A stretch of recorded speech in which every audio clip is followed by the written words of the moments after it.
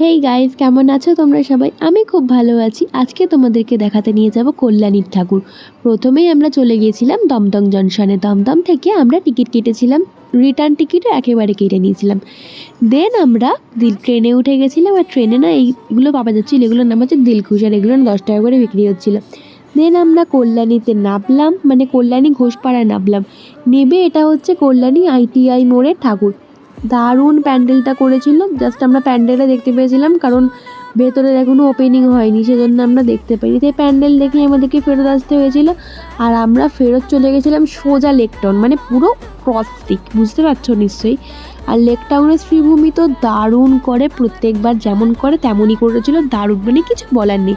আর ভেতরের প্রতিমাকেও অপূর্ব লাগছিল, সারা গা চকচক করছিল। আর এটা হচ্ছে শ্রীভূমির প্রতিমা, দেখো কি সুন্দর লাগছে না? দেন আমরা ঘোরাঘুরি করলাম, খাওয়া দাওয়া করলাম, আর বাড়ি চলে এলাম। কেমন লাগলো ভিডিওটা অবশ্যই জানিও। ভালো লাগলে অবশ্যই একটা লাইক করো, সাবস্ক্রাইব করো। চলো, টাটা।